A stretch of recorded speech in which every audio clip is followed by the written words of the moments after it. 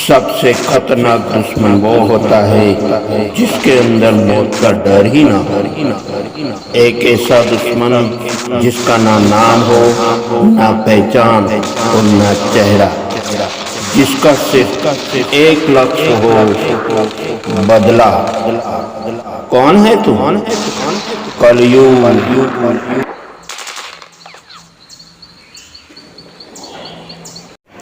जय श्री कृष्ण मित्रों, कलयुग के रहस्यों, कलयुगना रहस्यों, मिस्ट्री ऑफ कलयुग। दर्शकों, मान्यता है कि सनातन हिंदू धर्म पूरी दुनिया का सबसे पुराना धर्म है। इससे पहले किसी धर्म के होने का प्रमाण नहीं मिलता। हिंदू धर्म को 90,000 वर्ष पुराना बताया जाता है। वेदों के अनुसार हिंदू धर्म में 4 युग, सतयुग, त्रेता युग, द्वापर युग और कलयुग के बारे में बताया गया है। और दर्शकों, कलयुग के बारे में शायद ही कोई अनजान होगा। विद्वानों की माने तो कलयुग के 4,32,000 मानव वर्ष में अभी कुछ 5,500 ही वर्ष बीते हैं।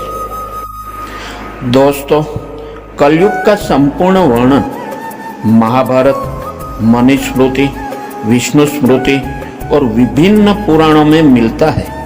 कलयुग का अर्थ है कली का युग, अंधकार का युग, पाप और दुख का युग या झगड़े और पाखंड का युग। कलयुग में ही मनुष्य अपने कर्मों का फल भुगतेंगे और बेमौसम बारिश, आंधी तूफान, जल संकट का सामना करेंगे। आइए जानते हैं पुराणों में कलयुग को लेकर क्या भविष्यवाणी भाकी गई है। भगवत गीता में 4 युगों की व्याख्या। भगवान श्री कृष्ण ने गीता में बताया है कि धरती पर 4 युग हो गए, सतयुग, त्रेता युग, द्वापर युग और कलयुग। सतयुग में धरती पर धर्म का बोलबाला था। त्रेता युग में धर्म के साथ साथ अधर्म भी चलन में आया। द्वापर युग में अधर्म और पाप ने धरती पर अपनी जगह बना ली। अभी कलयुग में धरती पर धर्म से ज्यादा पाप है। गीता में ये भी कहा गया है कि जब जब धरती पर पाप बढ़ेगा, भगवान धरती का कल्याण करने जरूर आएंगे। अंत में दुनिया समाप्त हो जाएगी।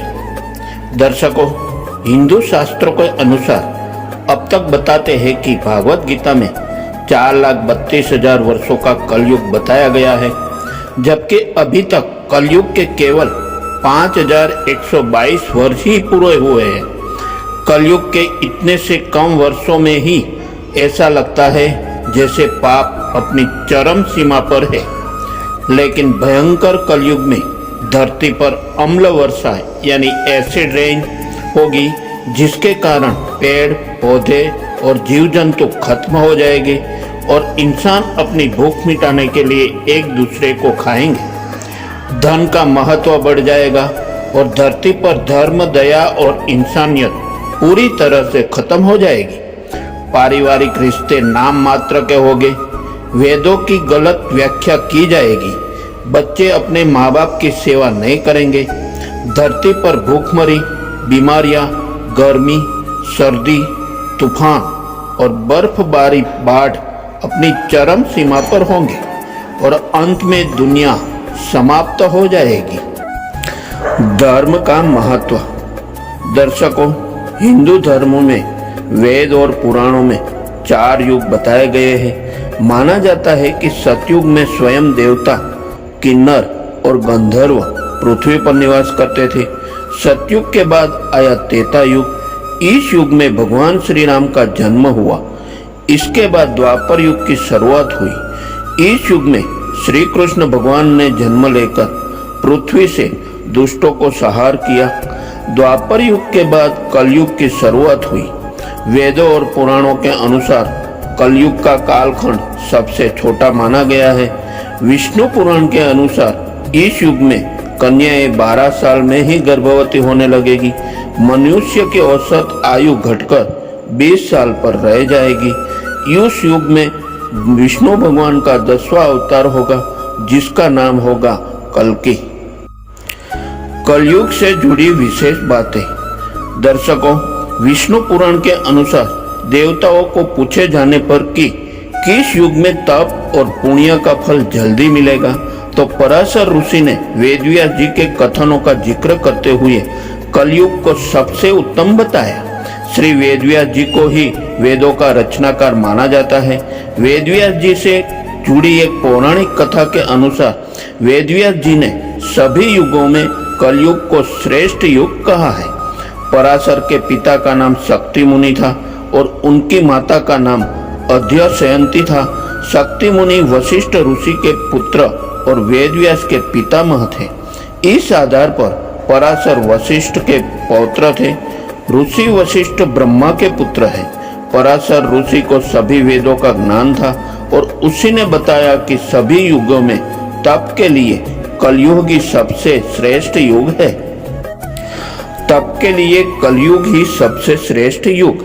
मित्रों, विष्णु पुराण में वर्णित एक घटना के अनुसार मुनिजनों और ऋषियों के साथ चर्चा करते हुए वेदव्यास जी कहते हैं कि सभी युगों में कलयुग ही सबसे श्रेष्ठ युग है, क्योंकि 10 वर्ष में जितना व्रत और तप करके कोई मनुष्य सतयुग में पुण्य प्राप्त करता है और त्रेता युग में वही पुण्य 1 साल के तप द्वारा प्राप्त किया जा सकता है, और ठीक इसी प्रकार उतना ही पुण्य द्वापर युग में 1 महीने के तप से प्राप्त किया जा सकता है। तब कलयुग में इतना ही बड़ा पुण्य मात्र 1 दिन के तप से प्राप्त किया जा सकता है। इसी तरह व्रत और तप के फल की प्राप्ति के लिए कलयुग ही सबसे श्रेष्ठ समय है। दर्शकों, वीडियो देखने के लिए धन्यवाद। ऐसी थी कलयुग के रहस्यों की घटना। अगर हमारी यह घटना स्टोरी से जुड़े आपके कुछ सुझाव है तो वो आप हमें वीडियो के नीचे दिए गए कमेंट बॉक्स में बताइए। अगर आपको ये वीडियो पसंद आया है तो इसे कृपया लाइक, शेयर और सब्सक्राइब करें। ऐसे ही अन्य वीडियो के लिए हमारे साथ जुड़ी रहें। यदि आप और कलयुग के रहस्यों के बारे में जानकारी चाहते हैं तब स्क्रीन के ऊपर बताए गए फोटो के ऊपर क्लिक करें। यदि आप श्री लक्ष्मी यंत्र और ध्यान के बारे में जानकारी चाहते हैं कृपया विवरण यानी डिस्क्रिप्शन में दिए गए लिंक पर क्लिक करें। धन्यवाद। जय श्री राम।